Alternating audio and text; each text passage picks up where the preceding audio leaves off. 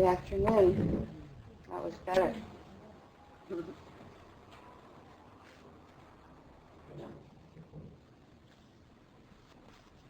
So this was a weekend of coming together as a tune-up or an overhauling, as the notice said, and letting go of worn-out belief systems.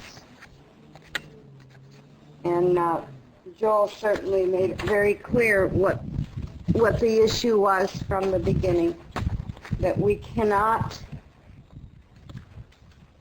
be in conscious contact, being in this, as he said, out of being in the first chapter of Genesis, which is, as he said, the spiritual universe, that where there is no knowledge of, as he put it, good or evil, and as the Bible puts it, good and evil.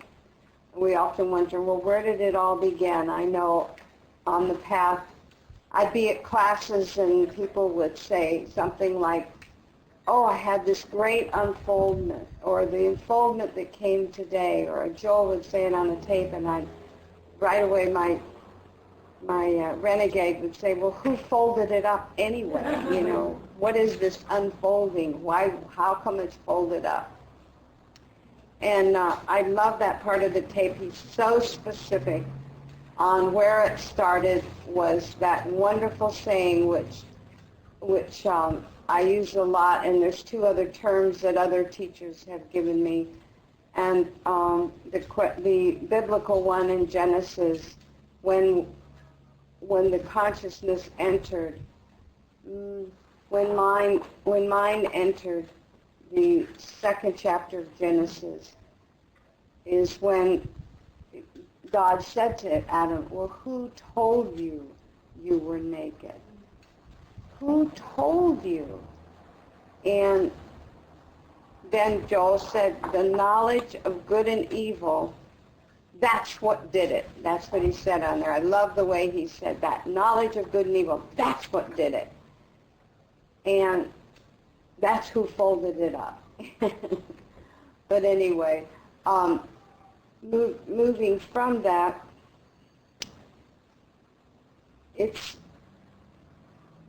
that old, worn-out belief that you can do it wrong, that it's got to be this way or that way, and we are raised in a world of appearances. We've chosen, for whatever reason, to come into what I call the planet of mirrors.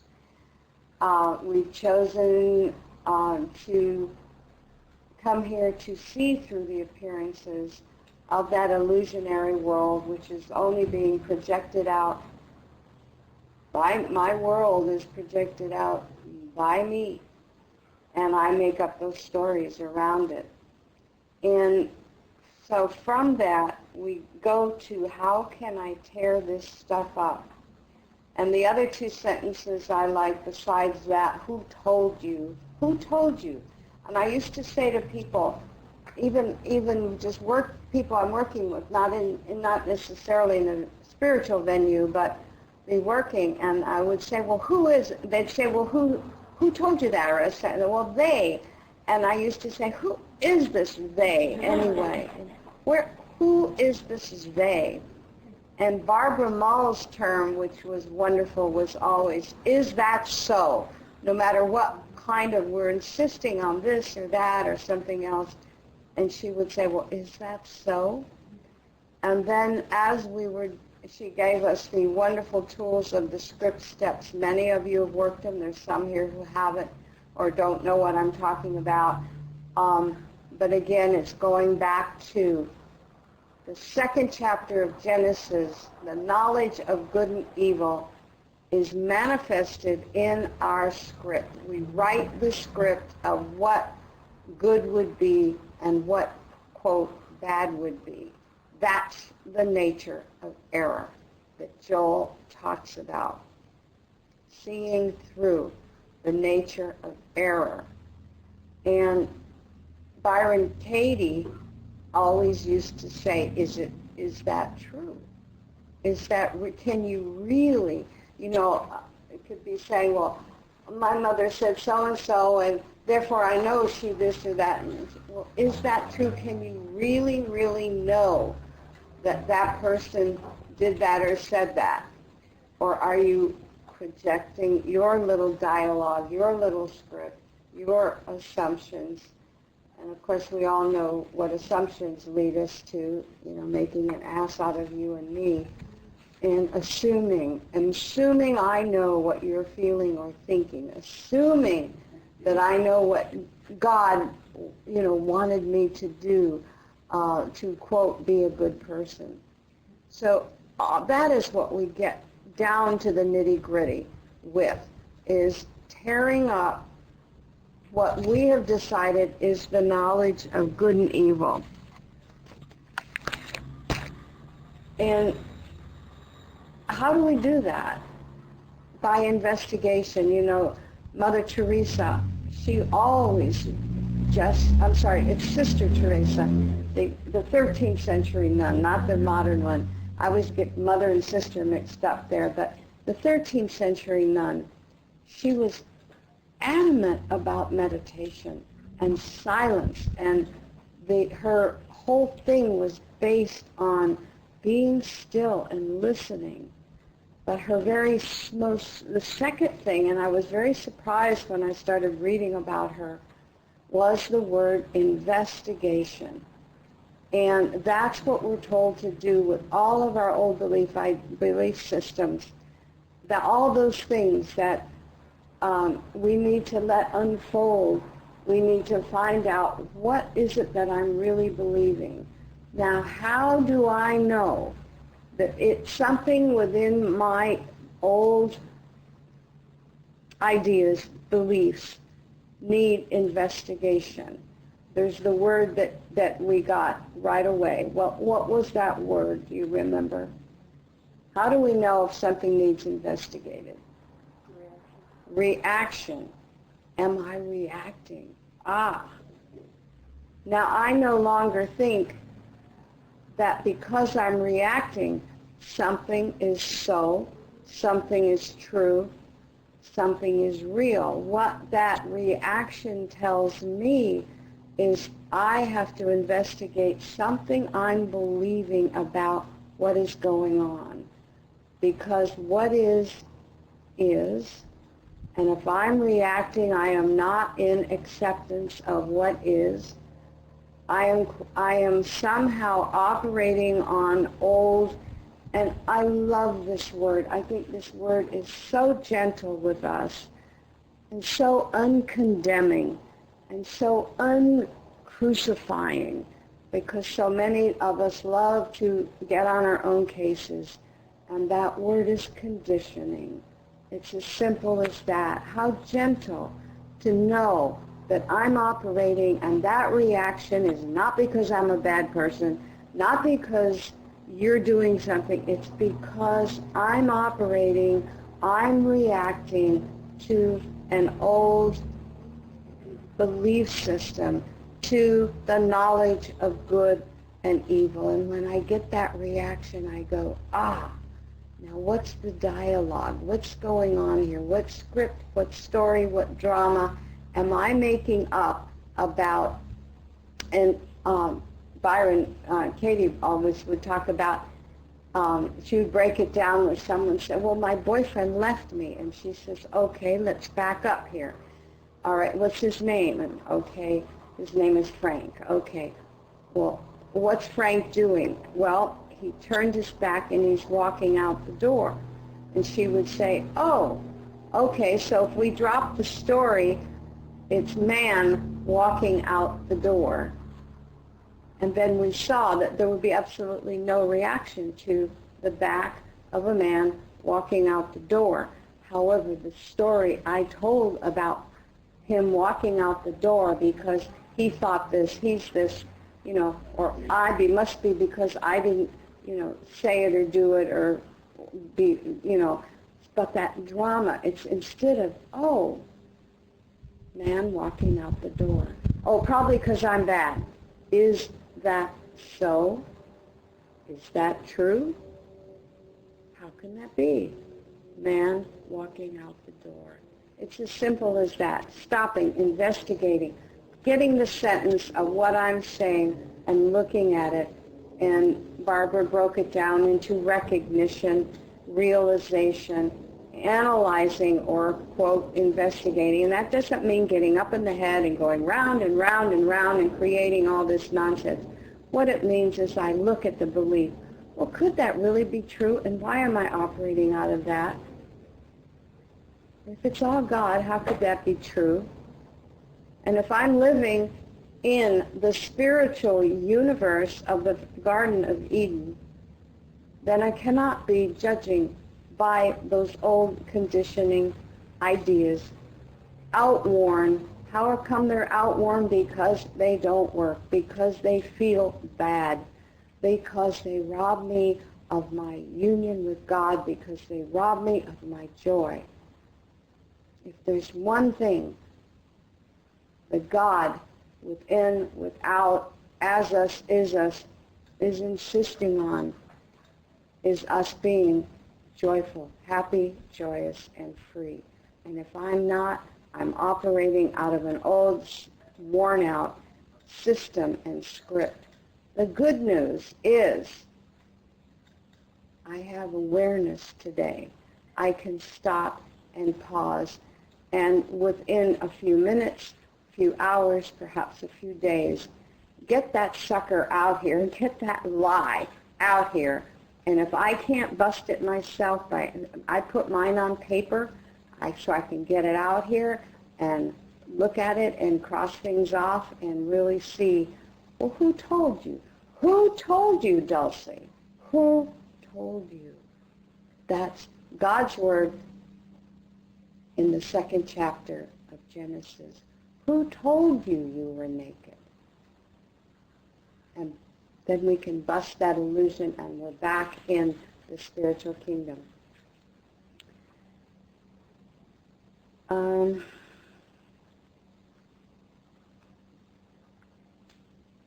That's what did it.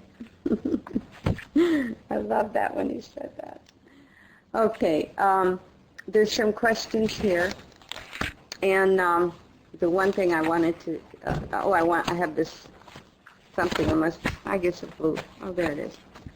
I just love this because some people say, oh, well, I'll just meditate and it's all the Father within and it doesn't matter. And no, it doesn't. If I'm in harmony and those around me are in harmony, but if I'm not, Robert Browning has this saying, and I love it because of the work that we all do. Now, when the fight begins with himself, a man's worth something. Because now I'm awake. Now I'm starting to notice. Now I can really look at self and really go within. When the fight begins with himself, and I'm sure you've all been there in the middle of the night with it rolling around and the dialogue going and the battle is on and I'm wrestling some angel, some old thought system, some old belief about me or you or of God to the ground. And that's when we pull out all the tools we can, because I had a teacher that, Mary Hunt, because I know Ed knows her and several others here, used to say she would sit right down in the turmoil. Well, it didn't work for me. I would sit down in that turmoil and I would get worse, and I could not lift, and I had to do some other investigating to get to where it would lift in meditation. I usually had to get somebody else to hold a flashlight and show me my old ideas. So that's where writing comes in, or that's where calling each other comes in, and that's where naming it, claiming it, and dumping it comes in. If you can do it, fantastic. It takes me too long, and it's too arduous when I can have somebody else help me break that lie of I'm believing that whatever it is, health, wealth, supply, relationships, whatever it is, guilt, blame, vindication, anger, depression, any of that It's all those are all reactions to a belief structure. Okay. Any questions about any of that? Comments? Okay, I wanted to, the first question that came in, one of the first questions, was on intuition. Did Joel comment on intuition? And I hope whoever wrote this, because I think they wrote it before the tape today, heard him mention intuition several times. Did Joel comment on intuition? Yes, he did today in that tape, and probably just about every tape or book he's mentioned. And I think a lot of times just words have different meanings to people, and so I always go right to what the word meant when it was written. And I went to the dictionary because for me personally, my intuition is the same as my awareness, my awakenedness. I can't imagine not following it. And I think Joel's whole message of going within and the Master Jesus Christ always saying, my kingdom, the kingdom of God is within.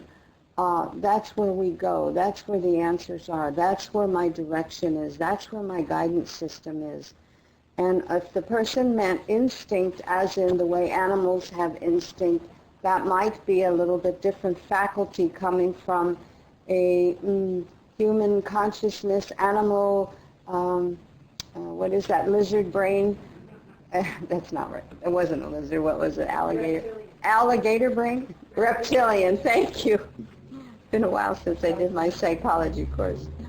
So I went to the dictionary and looked up the state of being, intuition, the state of being aware or of knowing something without having to discover or perceive it, or the ability to do this.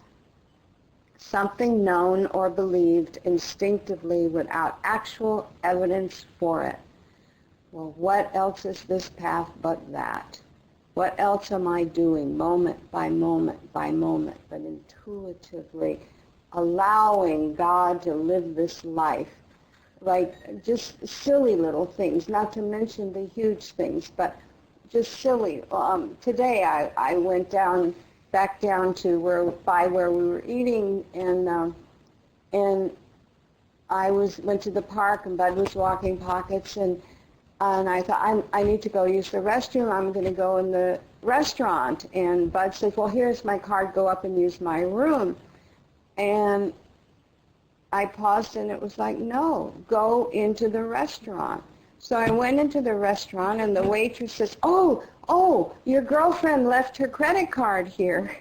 Now, you know, whatever, but the flow, if I'm in the quote zone, if I'm in the flow, I'm listening to where I'm supposed to go and do. It wasn't about the bathroom, you know, it was about that coming together in a more harmonious way.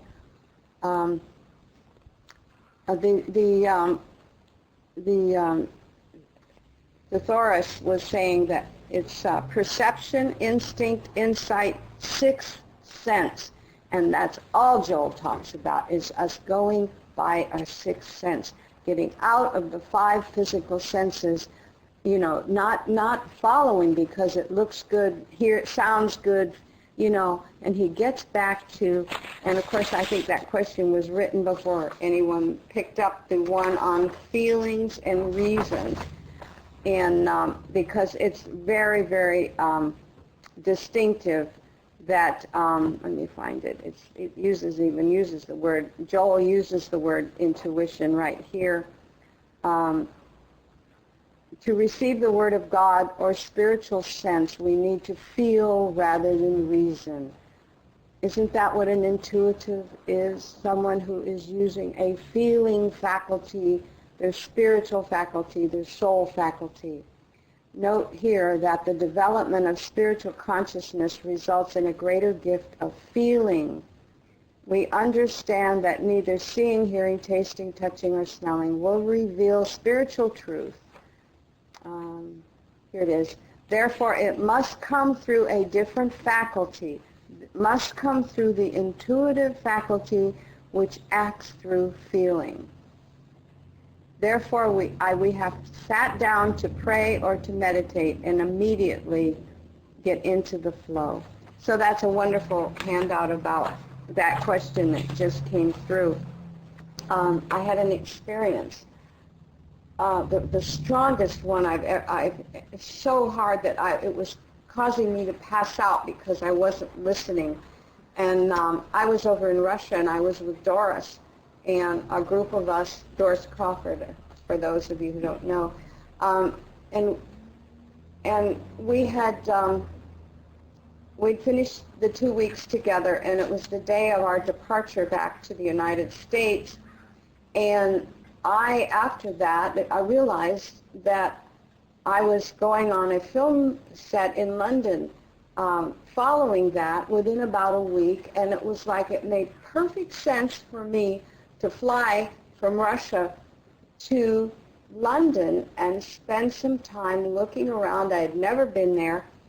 And so I was trying to get on the phone to make arrangements because some people of the group had decided to go to London, and I was going to piggy bank, on get my ticket changed. And I thought, why should I fly all the way back to California and in 1 week get back on a plane, with the crew and go all the way back to London? It made no mental sense.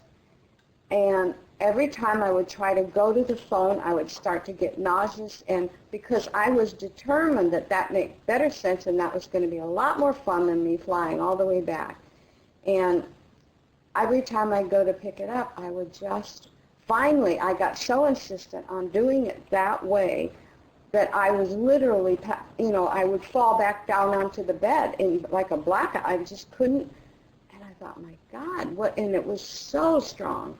And finally, I went up to Doris's room, and I says, blah, blah, blah. And she says, you better listen. You're being taught something. You need to listen. I says, yeah, I know, but I don't want to. Anyway, I went back with the group back to the United States, and when I got here, found out my father had been put in the hospital with heart surgery. And they had no way of getting in touch with me. And I was so those are the type of things that when I'm listening, I was where I needed to be, where Spirit felt I needed to be, when I thought I had a better plan or an agenda that made much more sense. So I don't want to live without that, and I don't want to go against it, because I've never since then gone against it like that. That had to be that strong for me to be obedient to it. So I hope that is on that question. Okay. Oh, yes, and it asked, did I remember Joel commenting, one of the sentences that I love is I remember Joel saying, let your intuition be your second language. So, yes. Okay. Would you please speak to this quote, business is a spiritual idea. No.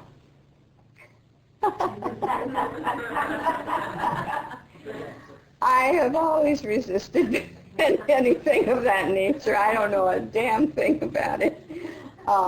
One time I owned a business, and I hated every minute of it. I don't know anything that really isn't really a spiritual idea for a spiritual student. I do not have experience, and I don't like to speak out of experience with the principles at all. But I know there are students here that are very, very successful business people, and I do recall hearing that sentence from a Joel tape. And I would much rather open it up for students who have business experience and know about this sentence.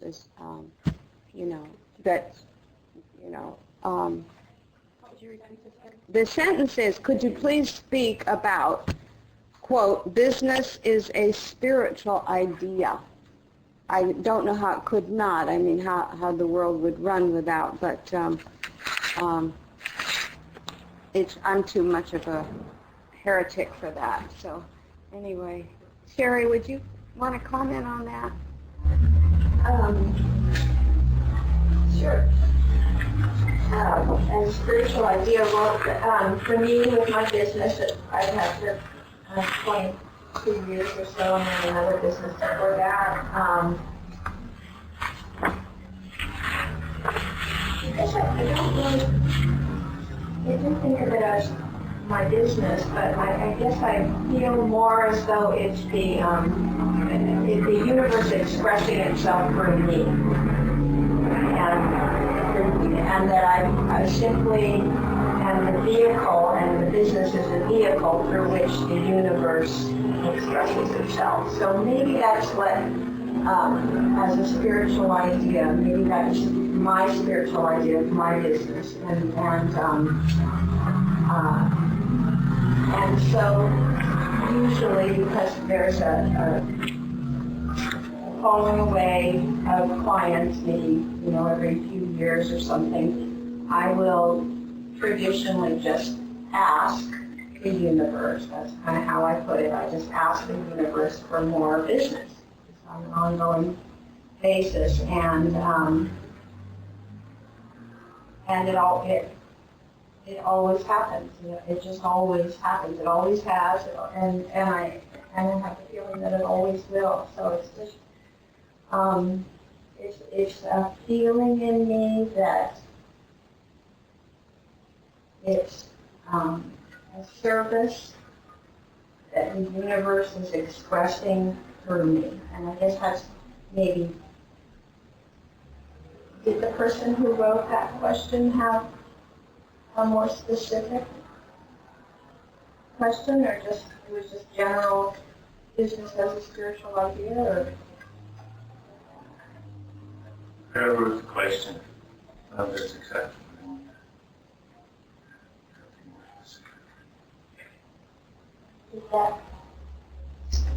But you want to talk, you've had a very successful business for years. For 60 years, but I haven't run it. It's been run from within. Mm-hmm. I've always gone within and asked for different things and didn't get them sometimes, but I always relied on the Father within. And it's been great to get out of your own way in your own business. Mm-hmm. Because when we get in our own way humanly, then it's short circuit. Just let the Father run your life completely. Thank you. Anyone else? I kind of feel a need to talk. Yeah. But I don't really have a successful business yet. You're quite a successful businesswoman. Right.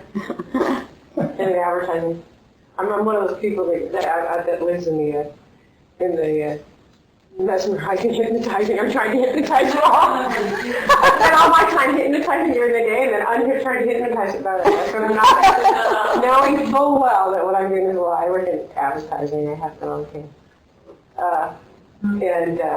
And the whole thing is about what is the script? What is the script out there that we got to get? If I want to sell tacos, then here I am an overeater. I couldn't have found a better thing than try to tell people how to eat late at night. I'm like, don't come over here.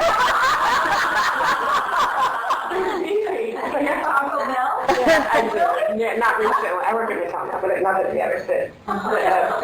Barbie dolls. Yeah, I've actually done quite a few different things. It's funny, it wasn't until this class that I realized that what I truly do, my forte as far as what I do is finding that itch that we need to tell them needs to be scratched. You're only a good mother if you buy a minivan that keeps your children safe, for example.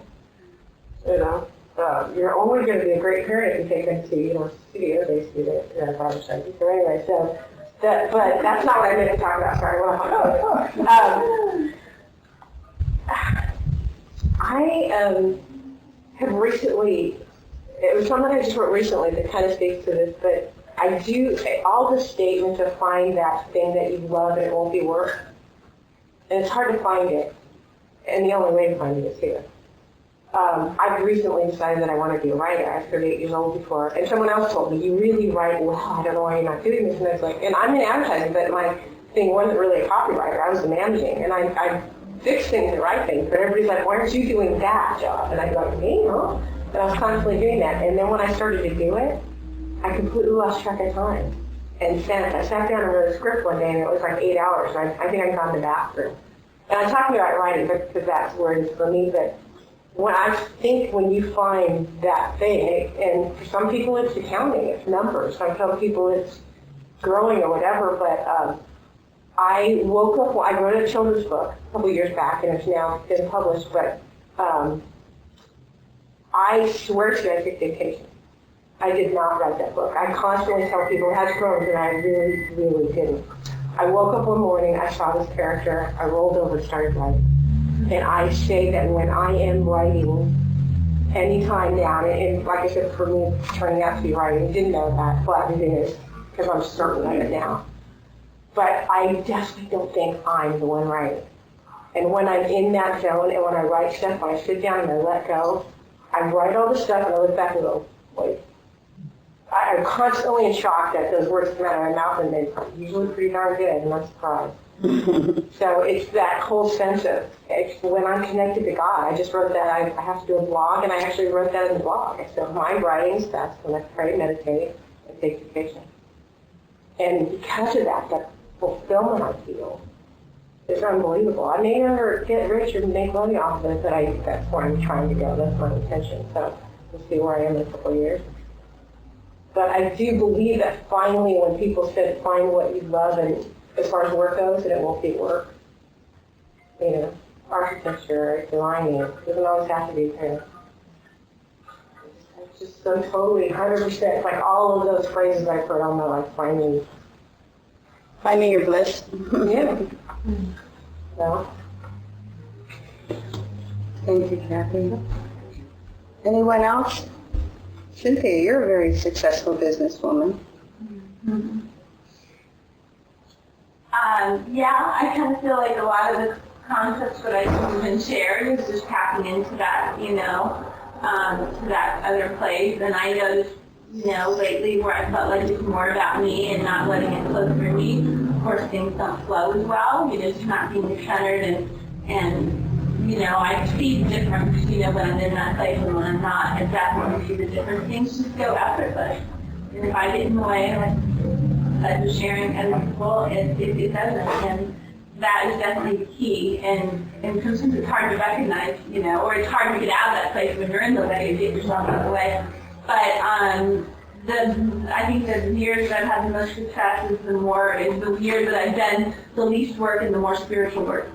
Go figure. And I just was like amazed. I mean, I think I don't know if it was Joel or Barbara, I think it was Joel who said, about, even if you locked yourself up in a room and you were or you were, removed from the world, that, if you had something that was your calling, that they'd come knocking at your door and that, visions would come to you.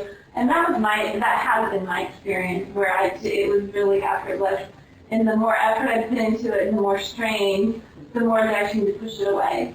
And it's really hard. I think it's a little challenging right now because the mesmerism of the hypnotism that's radiated right now about the economy, and I'm in the fashion industry, and all of the retail, drama that's gone on and stuff. It's hard not to buy into that. It's hard not to buy into that's going to affect what I'm doing or business and that kind of thing, because you just hear it from everybody around, at least for me, everybody around me and the buyers that we work with, how bad things are, that kind of thing. So it's just staying out of that and not get drawn into that.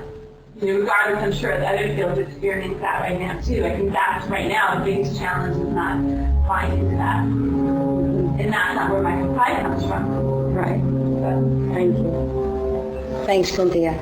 Yeah, I always really just worked I went to work at 11. When I was talking about doing the business, I meant having one, and I did have a salon once for a minute and a half, and I didn't like being that. But I've always been about my father's business. that's the only business I knew. What is in front of me today to do?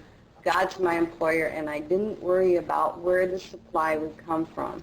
And I freelanced for 30 years and hired and fired. I would have like 30 or 40 W-2s every year because I was, on so many shows. Not fired in that way, but the project was done. And I never worried about the supply. I knew from a little girl that you went about doing what you intuitively or was led to do with love and give what you had to give. And rather than going to work to get, I went to work to give, and the supply followed. So that was the turned around principle. I think the most people that are most unhappy in the business world are those who are going there to make the money, because then it strangles the heart and the soul. And many people can do it a long time, before the airwaves get really twisted. But anyway, thank you so much for that question. That's a good question. So, okay. All right. There's one more now. Could you talk a bit about the universal parent? Is the negative voice of the universal parent keeping my kid in feelings of inadequacy? Well, there wouldn't be anything else but. Nothing else. There's nothing else would possibly want to have you feel inadequate but the universal parent. And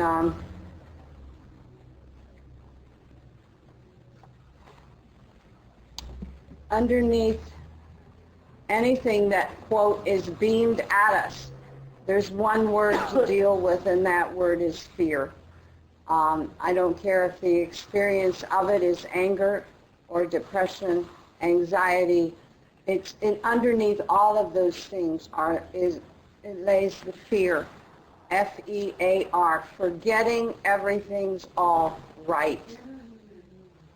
Forgetting everything's all right. So I have asked a couple of seasoned students that have been working this work for a long time if they would just take 4 or 5 minutes and share what it's like when they recognize that it's the world mind. Mary Baker Eddy didn't call it universal parent, called it carnal mind, and there were all sorts of Christian Science type terminologies for it. The devil, all of those kinds of things.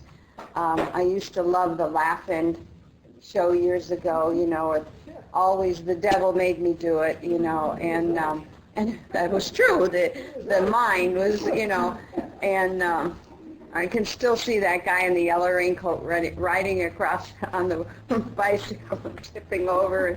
I mean, it was a very clever show, and always they have that, here come the judge, and down would go this huge mallet, and, once again, I screwed up as a human being, and here come the judge. And that's that universal parent, always trying to tell me I am, what is the universal hypnotic terror script of every human being? I will never be good enough. You'll never be good enough. So we've been working a lot with that script, and for years and years, and undoing, part of what we're here is knowing and unknowing. Unknowing the stuff that isn't true, and knowing somewhere, maybe not in my mind, but down in wherever that is, my soul knows something. And when not, undoing the things that don't work and doing. So, Anne, would you share a little bit about, this is a living message. And it's just not about taking it in and then going off and ignoring everything, in our outer and just, flying away on a cloud 9. This is about embodying in that spiritual body this message. It's a living message. How, when I am faced with it right there in the workplace, in my home, in my family, what do I do? Where do I get the principle? How do I drop in? How do I recognize, that's not God talking, that's universal mind. So, okay, Anne?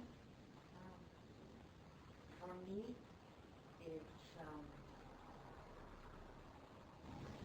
it's never soft and gentle, and it's usually harsh and critical. And the suggestions they're all based on judgmental. It's the idea that the should word is the red flag, and it should. And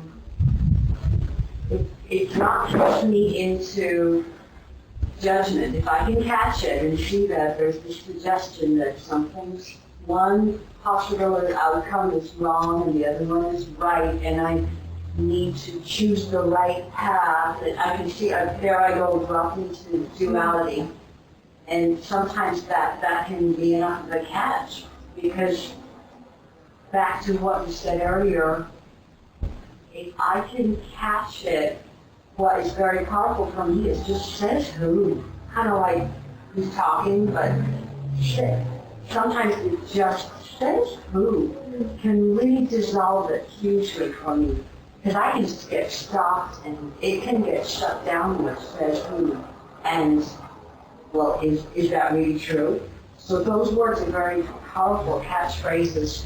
I noticed that it's all related to, aside from the good and bad part, I see a real strong thread with the universal parent suggestions based on me doing something or not doing something that's going to make me look a certain way in their eyes.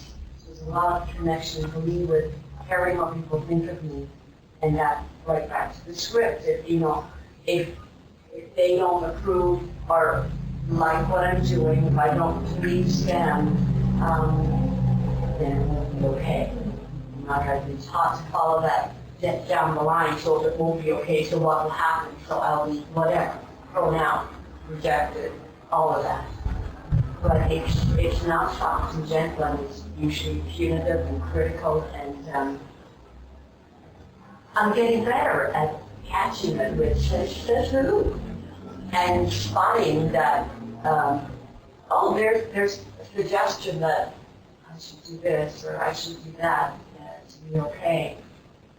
And with more work, when I watch myself care less what others think, not like not care, not give a shit at all. That's my aspiration for freedom. But to care less is progress, and so when I care less, then I'll watch how fantastic it is to try to manipulate other people's opinion of me. So I know that's that little kid that wants to be, yeah, you're doing a good job. This is a big, strong thread from my experience of being a good girl and doing the right thing. So, it's just spotting the dual nature of it is a choice, or it is a clue that really helps me. Oh, I'm thinking that one way is right and one way is wrong. Once I hear should up here, that's a really great flag. So it's all down to concepts too. My concepts are about how it should look, right? So that's was my biggest tool. Thank you. Who told you? Yeah. Christy, did you get my message on the phone? I did. Is that all right? Sure. Okay. I was trying not to look at my phone, and then Oh, because what time it was for That the is message funny. from you and Jesse, and I thought, okay, well, they're in the class, so when something's up, maybe I was going to miss something. I just simply asked 3 people if they would share on this topic from experience. Can you reread the specific question? Sure. That? Yeah. Could you talk a bit about the universal parent? Is the negative voice of the universal parent keeping my kid in feelings of inadequacy? is it the universal parent that's keeping my kid in feelings of inadequacy? Yeah, for me it's kind of twofold, because there's that universal parent of what the world thinks I should and shouldn't be doing, and then the ones that really got me were the ones that my personal parents that I had firsthand experience with, that pain. My scripts were, I will always be abandoned by those I love, and I will always be betrayed by those I love and I trust. And, those are all lies. And when I've come to realize, because it's not a belief, it's been, like that word unfoldment, it's been gradually over a long period of time of working with whatever lie comes to mind.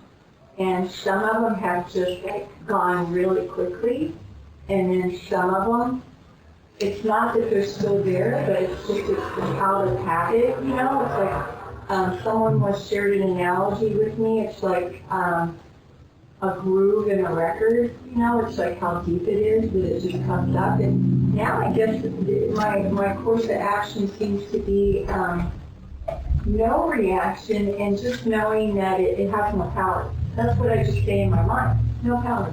Whatever it is, whether it's H1N1, whether it's the belief that you're not doing it good enough, that somebody thinks that you're not doing it right, it has absolutely no power. Because when I know who I really am, and I'm even trying to stay out of I, because when I know, then nothing has any power over me. Absolutely no power. And that's just what I use, like no power. Nonsense. Absolute nonsense. No power, absolute nonsense. And it's just one word. Now, of course, the body can still do what the body does, like glitch, reaction, physical. The body still does that, but it's the knowing behind the mental dialogue that has absolutely no power. And then I just continue to go, on with what's going on. I'll give you a good example was, I normally go to the 11-step meeting on a regular basis. And for numerous reasons, I haven't been there, and I think it's been 6 or 7 weeks. And my husband called Thursday night and said, and he wasn't going to the meeting because he was working, and he said, and he's usually my biggest script reader, are you going? Are you going? And I was like, going where?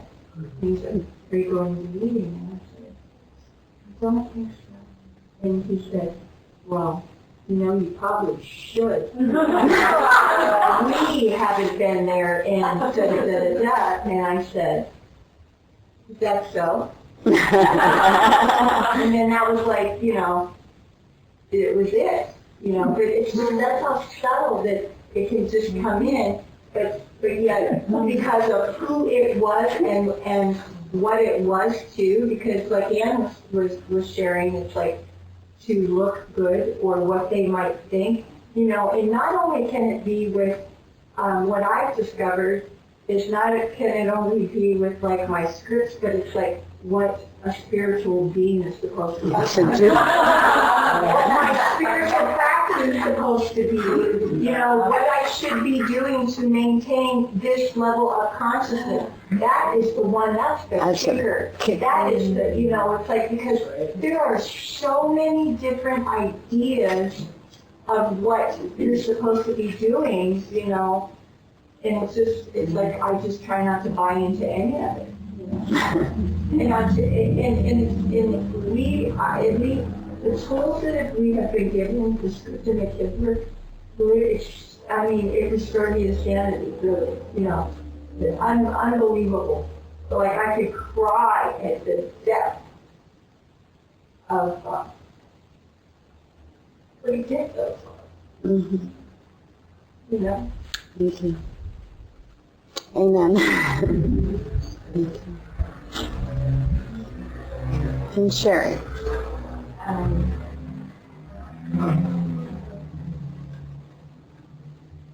For me, when I hear the shoulds, the shouldn'ts, or there are two areas that the universal parent is strong for me. One is work ethic, and the second one is raising my own daughter.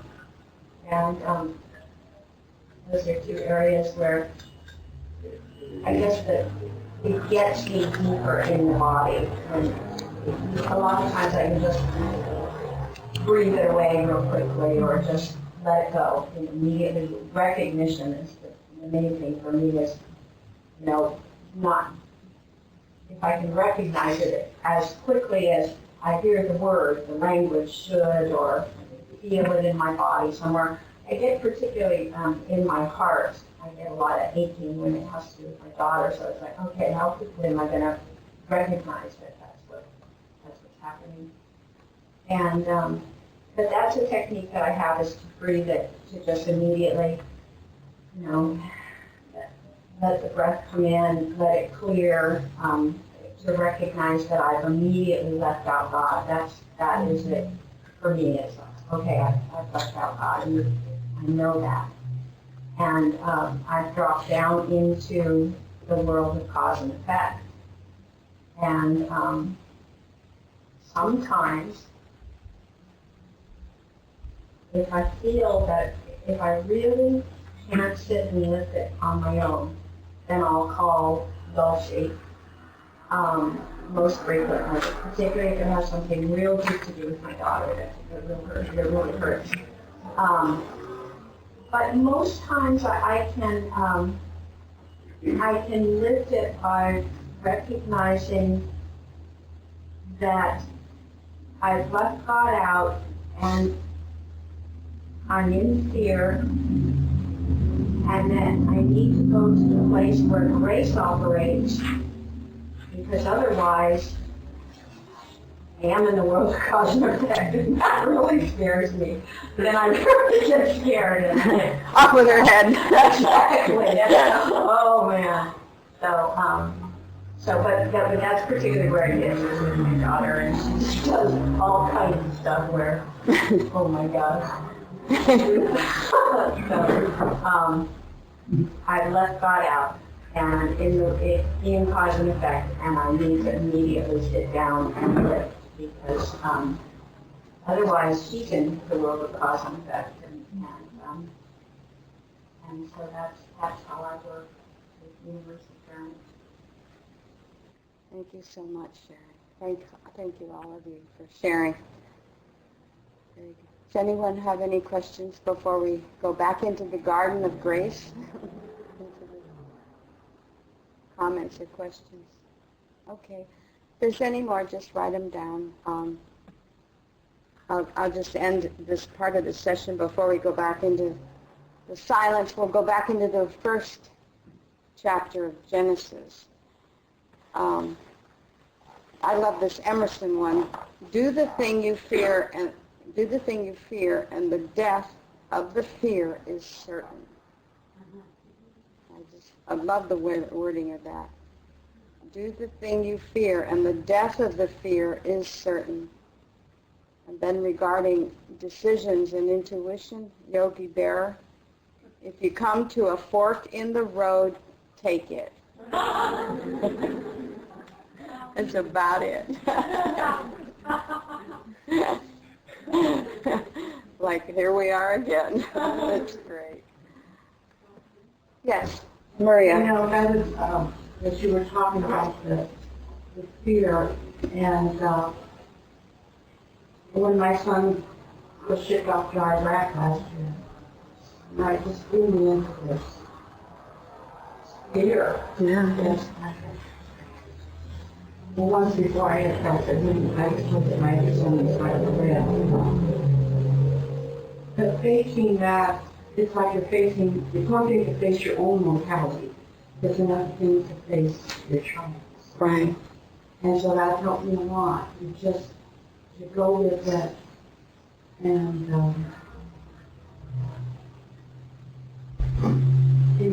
just be silent and all that awareness and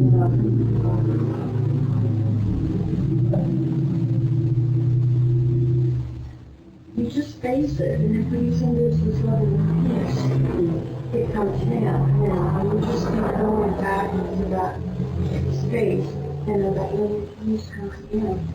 And what I was so amazed at when my son had an experience where one of the missiles hit while he was sleeping, and he said the next thing you know, he was kissing the dirt, And he said, Mom, other than that, my whole experience over here was basically calm. He couldn't get over the calm. He was finding that peace. And I'm just facing what that fear was.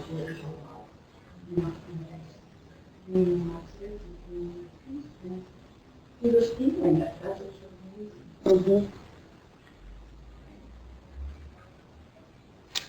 Thank you all so much.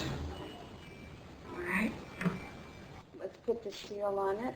Go in and let all of these words and thoughts just kind of dissolve, knowing we're left with that wonderful gift of who said so, who told you you were anything other than the presence of God.